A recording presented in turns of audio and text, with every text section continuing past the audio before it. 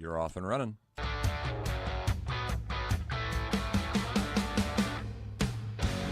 It's 5:05 and welcome into a Friday edition of the Carolina Journal News Hour. News Talk 1110 99.3 WBT. I'm Nick Craig. Good morning to you. We've got some new details this morning exclusively on the Carolina Journal News Hour about our brand new Carolina Journal poll, polling residents of North Carolina and asking them a variety of questions about news and politics of the day. To get some additional details on that this morning, David Larson, CarolinaJournal.com, joins us this morning on the Carolina Journal News Hour. David, thanks for the time this morning, and I guess we should start right off at the top. There's been a new administration in office for a little over 50 days. What do voters think about the current direction of the country?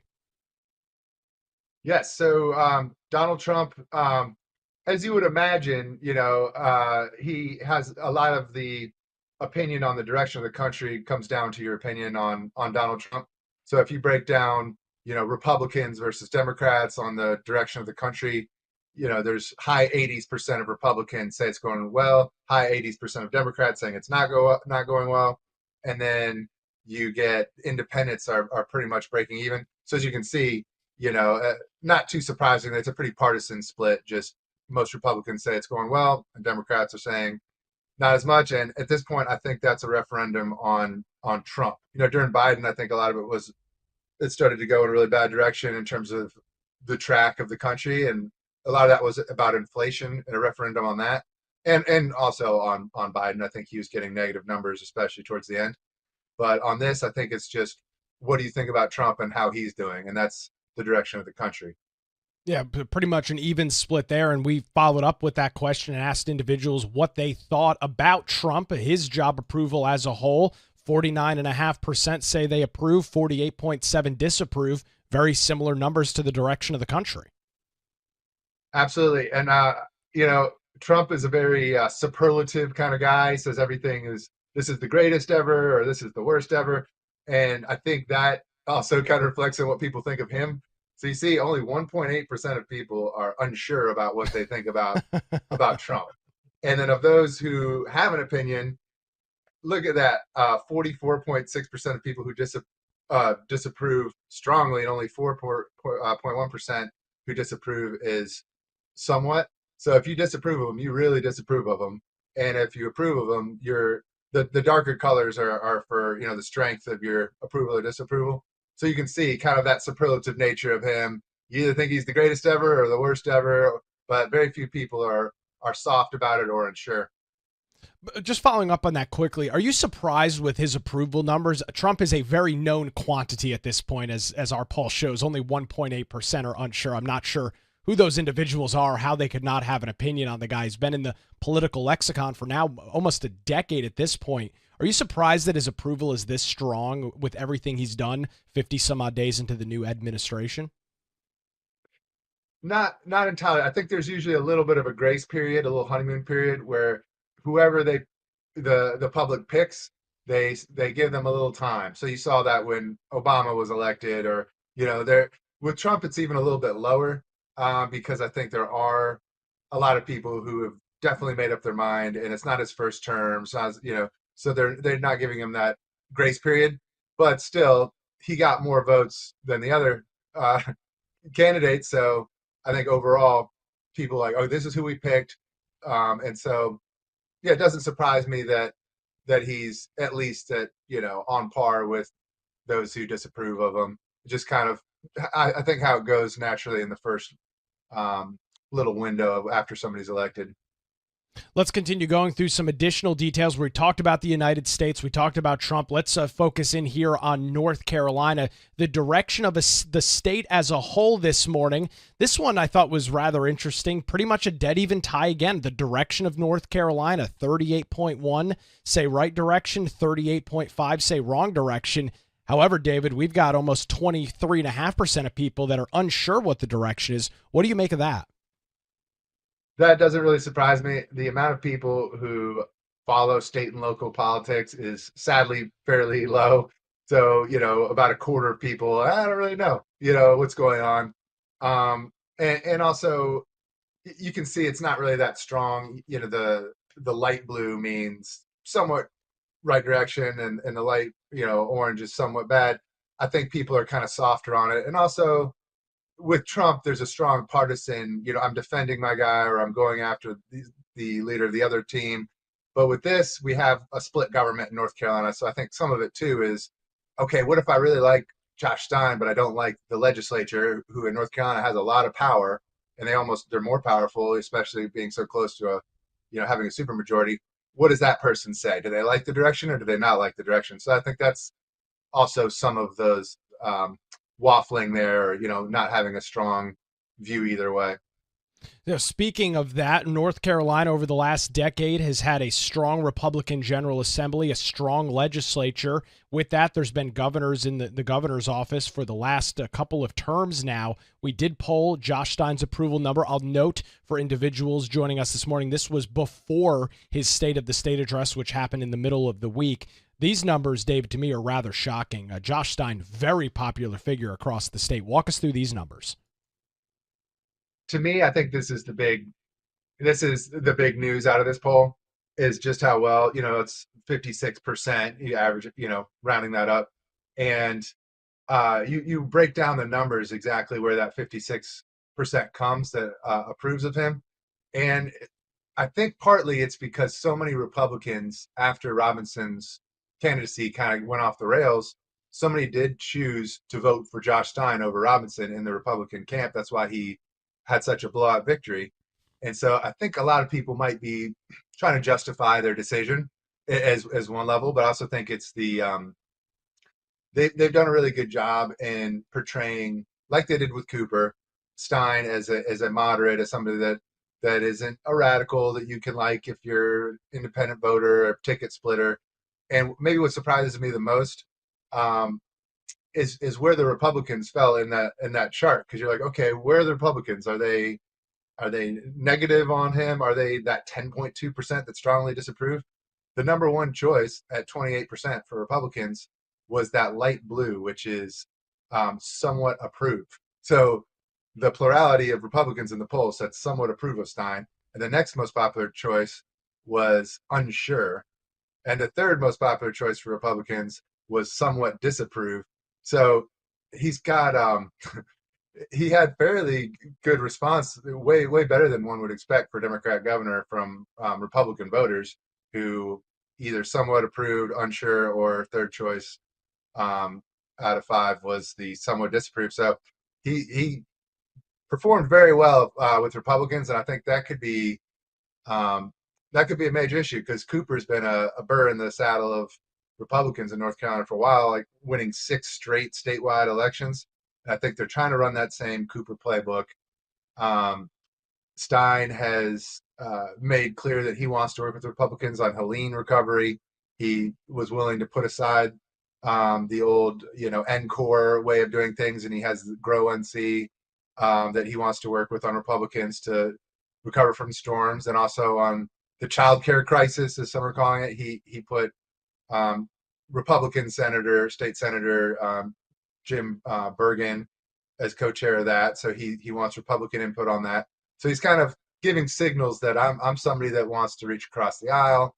And his State of the State, a lot of people who watched it said, that was really, even if I don't like North Carolina Democrats typically, that was a really well given speech, and can see how it would appeal to a broad audience. So I don't know if these numbers will last for him, but Republicans should be kind of concerned, because this could be, if this image of him lasts, that could mean a U.S. Senate seat. Maybe he could take on Ted Budd in the future. It's somebody who has that statewide popularity, as Cooper did, is kind of a threat long term for Republicans. It's definitely something that we will keep a close eye on. We'll dive into some more additional details out of our brand new exclusive Carolina Journal News poll coming up after this. You're listening to the Carolina Journal News Hour.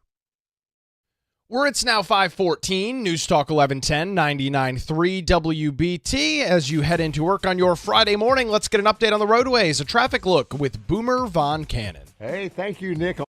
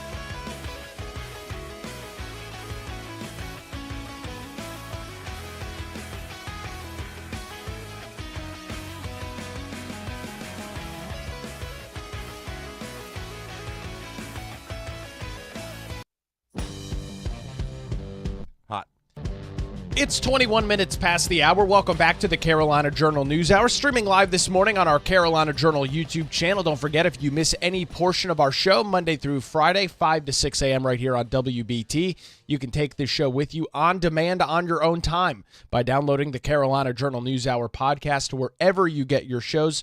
Tap the subscribe and follow button and you'll get a new show each and every weekday morning. It's the Carolina Journal News Hour podcast.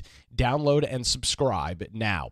Well, the North Carolina Senate has moved one step closer, completed their step to scrapping parts of the state's carbon reduction plan that we talked about earlier this week in a new bill passed by the North Carolina Senate Thursday afternoon that did have bipartisan support.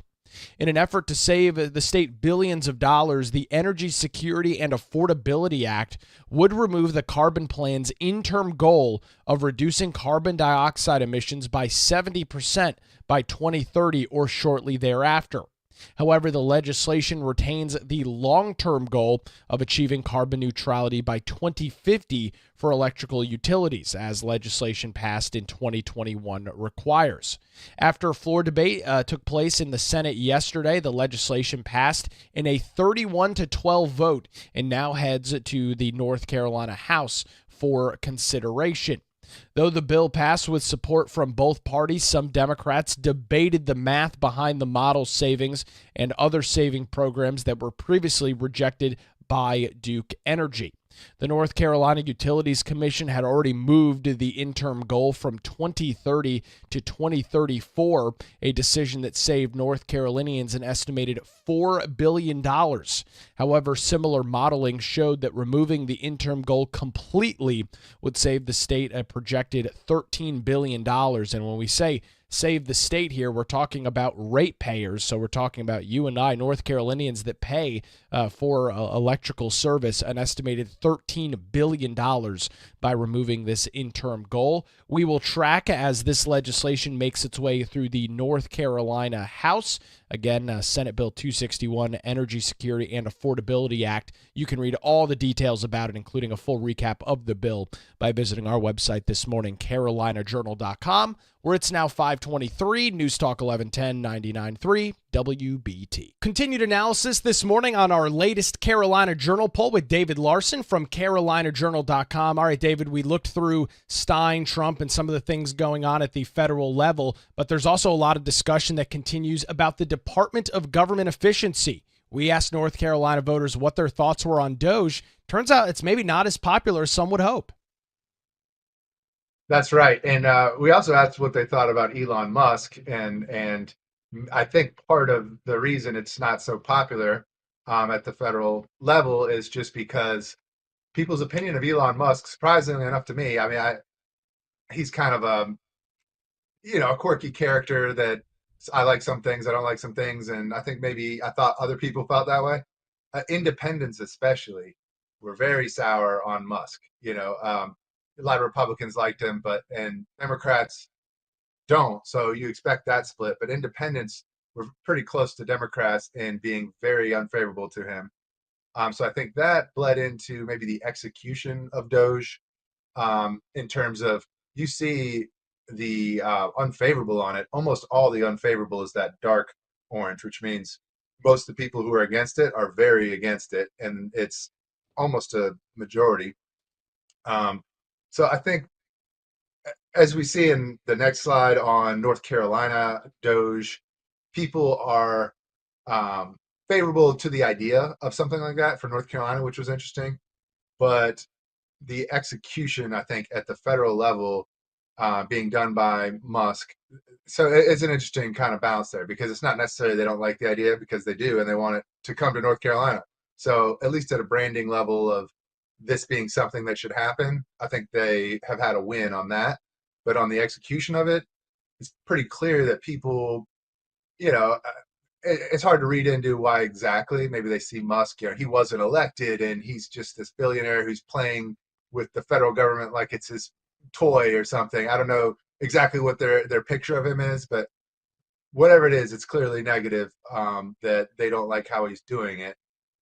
Some things, just for one example, for me, I done a little work with Catholic Charities on refugee relocation, and basically they would just say these are people that have been vetted by the government. A lot of them had come over from Africa or the Middle East, and we could have discussions. Maybe we don't need to take in refugees from war zones, but that's something that maybe should be discussed before they're here, and they took all that money that had been allocated to refugee relocation for Catholic Charities, and so there was a big, among Catholics, there's a big kind of what's going on with that.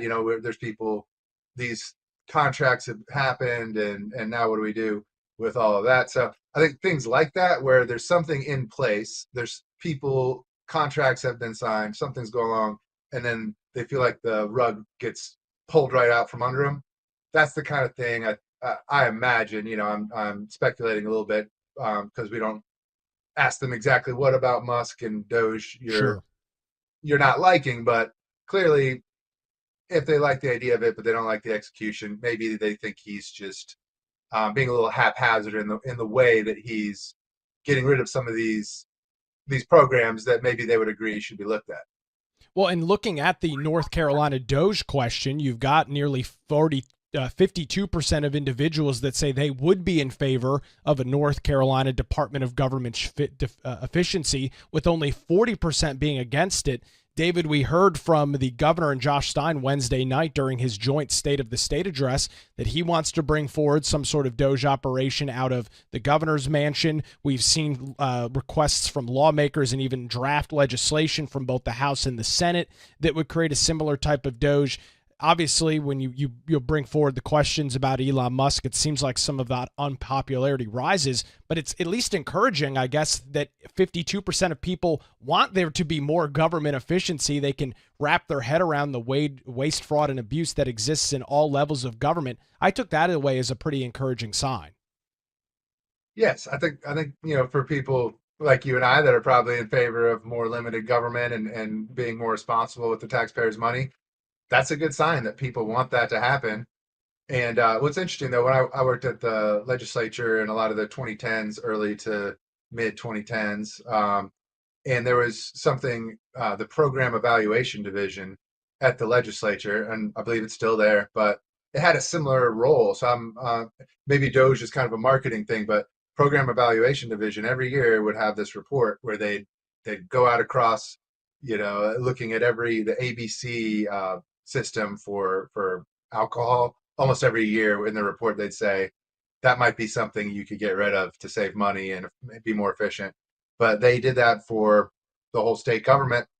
So it is something that I think has had efforts in the past to that effect, but the idea of maybe the marketing of the word DOGE and the idea, it's got a lot of excitement around it, so sometimes legislators would ignore most of those Program Evaluation Division recommendations. So maybe this will get them to take another look at a lot of that kind of analysis, even if maybe some good analysis along those lines will come from the governor's office, maybe even. I'm not sure what his specific interests are, what areas he thinks might need to be cut or not. But typically, Democrats are not known for being more for cutting much of the government waste and all of that is not the stereotype there. But like I said, he is really putting into effort into coming across as somebody who's very reasonable on these kind of things. We'll continue our poll conversation with David Larson coming up after this. You're listening to the Carolina Journal News Hour.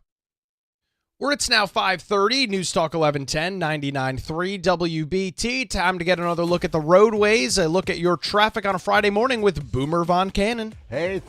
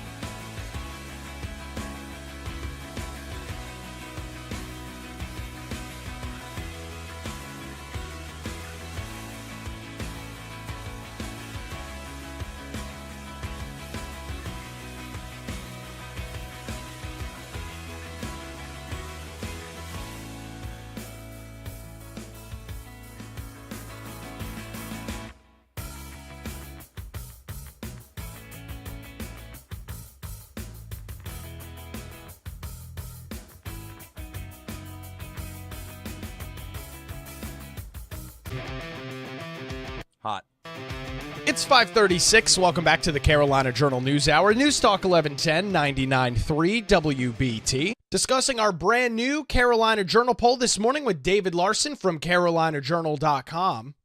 Let's transition over to one of the biggest issues that our state has been facing over the last 6 months, and it will be something that the state will face for years to come. That is the devastation and destruction left behind from Hurricane Helene in the western half of North Carolina. Governor Stein spent a lot of time talking about that on Wednesday. It's been a national news story for months now. Trump's first time leaving the White House after being inaugurated in mid-January was to North Carolina. And David, I guess North Carolinians are not super happy with the response as it's been thus far. No, and the unfavorables you see are at 62, and more than half of those are very unfavorable. So I think it was really hard for people in North Carolina to see at other parts of the state, just looking over, and we all go out to the western part of the state. We all know people who live out there, and just not being able to contact them, hearing these stories of devastation, and hearing them say that they're having difficulty getting very basic housing, food, clothing, electricity, internet, all the things that you think would just rush in there. It seems to people that did not happen in quick enough fashion. So not really surprised to see that was North Carolinians' opinion on that. We then followed up and asked individuals who do they think are best suited, best are equipped and able to handle the ongoing relief efforts and some of the efforts that already had. And this was another question, and 50% of people said private organizations, with only 16% saying state government. I guess the private entities, you look at the various groups, Samaritan's Purse is probably the biggest that comes to mind, that was on the ground right after Helene impacted the state, David. They've obviously left a resounding mark with people saying, get state and local government out of the way and let private groups deal with it. Yeah, and we had a lot of discussions with people out there.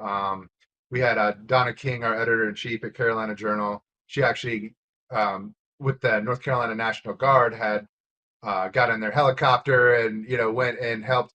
And some of this, I feel like people don't realize some of these groups are working hand in glove. So especially maybe the reason the top two are state government and private organizations is, from our experience, those two worked very closely. So the North Carolina National Guard, I know people in the North Carolina National Guard, and they were, understandably, they feel kind of defensive that people don't think they were around enough. And they're like, we were running helicopters just around the clock. And, but a lot of they worked very closely. So with Donna King, when she was on the NC National Guard helicopter, she was delivering Samaritan's Purse generators.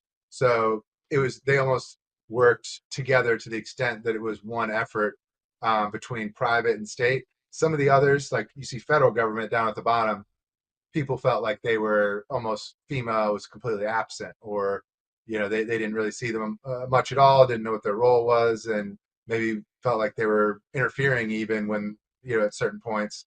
But it's tough in that kind of a situation. It's very chaotic, and I think when the rubber hit the road, it was a lot of times it was the private organizations, local groups, people coming in and just helping their neighbors out. So I'm not surprised to see that was the response. In rounding out our discussion of the Carolina Journal poll this morning, which, by the way, you can read the full poll and check out more details over at our website, carolinajournal.com. David, we covered earlier this week a quote from House Speaker Destin Hall. It's just a matter of time before constitutional carry is legal in North Carolina. We asked North Carolina voters what their thoughts were on constitutional carry. They are not in favor of it as of right now. What do those numbers look like to you? That actually really surprised me. I don't know. It's such a conservative state. There's a lot of traditional people, especially in rural areas that live in a gun culture, but it looked like for the most part, it's almost 56% of people are opposed to allowing the concealed carry without a permit. So this is called constitutional carry often because the proponents of this idea say that it's in the Constitution that we can bear arms. So constitutional carry is just, we don't need to make any law about it. Just let the U.S. Constitution be the law. But what it comes down to is, can I conceal a weapon? Because you can get a pistol permit now without a sheriff's okay. That used to be the law in North Carolina, that you need a pistol permit from your county sheriff. That's been done away with, but you still need a permit to conceal your pistol, your handgun. And a lot of people, in the gun rights groups were saying, that's unnecessary. So we should get rid of that and just let people conceal weapons. It's something that I guess police, the reason it's regulated differently is they feel like they're more in danger in some situations. Some law enforcement will say, if there's a weapon that's not immediately evident, if somebody's concealing a gun, maybe they might be in more danger. So that's traditionally why there's been an extra permitting process for that. But this shows, at least in this poll, that 48% being strongly opposed. That's pretty notable. Well, let me ask you this. Do you think this comes down to the fact that maybe there's some misinformation as to what constitutional carry means? If you've never gone through the process of purchasing a firearm in the state of North Carolina, David, I would assume maybe some folks think, hey, this means you just walk into your local Walmart and walk up to the cashier, pick a pistol up off the shelf and just walk out with it. No background checks, none of that. That all of those systems still exist. Do you think maybe this is an information issue that Republicans who are proponents of this have not done a good job explaining to the residents of the state? That could very well be. Yeah, that could very well be. Because, if you look at the crosstabs on it, people in urban areas especially are extremely opposed to it. I think there's less of a gun culture typically, in suburban and urban areas. So the rural citizens were 57% for.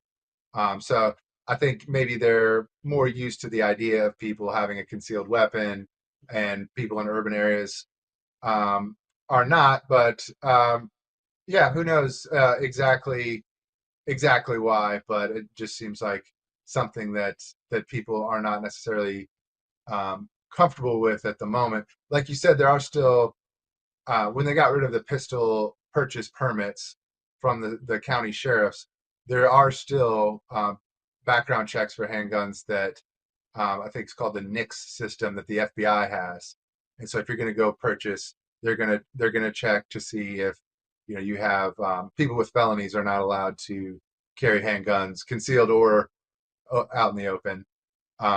So yeah, that is also where a large majority of handgun violence comes from, people who get guns illegally, who are already felons, that are not supposed to have a gun at all. So this is something that's for people who want to carry legally. So, in theory, that should pose much less of a risk, because they're not people who've already committed violent crimes and things like that wouldn't pass a NICS background check. David, a lot of great insight this morning. We appreciate the time. Folks can check out the entire poll by visiting our website, carolinajournal.com. David Larson joins us this morning on the Carolina Journal News Hour. It's now 5:45, News Talk 1110, 99.3 WBT. Time to get another look at traffic on this Friday morning. An update with Boomer Von Cannon. Hey, thank you, Nick.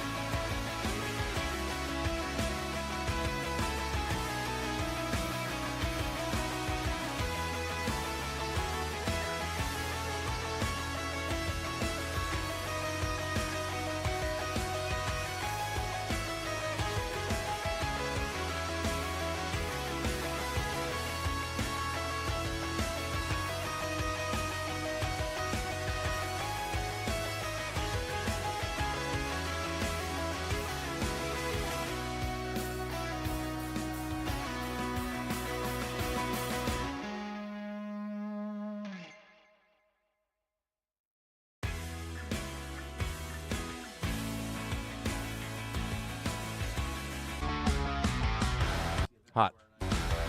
Good morning again. It's 5:52. You're listening to the Carolina Journal News Hour, News Talk 1110, 99.3 WBT. I'm Nick Craig. Good Friday morning to you. Well, the General Assembly could soon have greater involvement in the state's rulemaking processes under a new bill filed by the North Carolina General Assembly on Thursday. The North Carolina REINS Act, REINS, which stands for Regulations from the Executive in Need of Scrutiny, aims to strengthen accountability and legislative oversight of regulations enacted by the executive branch by requiring legislative approval for any permanent rule or regulation that's expected to have an impact of over $1 million or more within a 12-month period of time.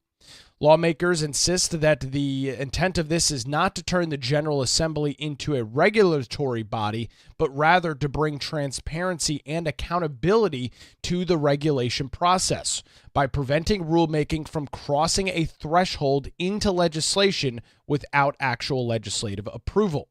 One of the lead sponsors, Representative Alan Chesser out of Nash County, told the Carolina Journal that the legislation is not motivated by partisan politics, but by a desire to enhance accountability for government regulations that have considerable consequences on the state as a whole.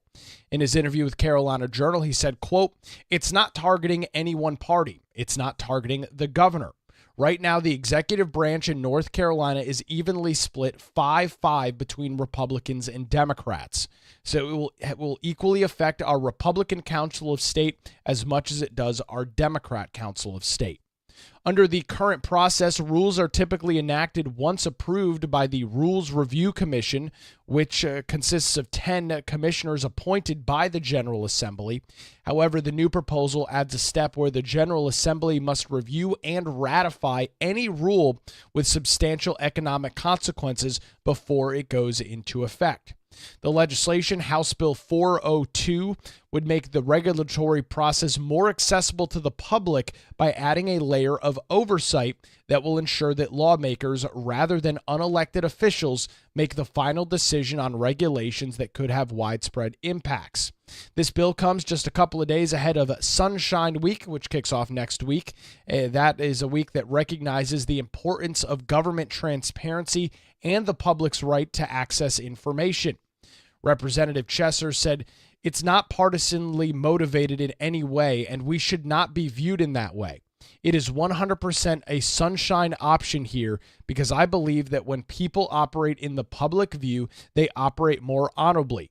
We owe it to the people of North Carolina, to the taxpayers of North Carolina, to make sure that they have the ability to hold someone accountable for regulations that impact their life on a daily basis."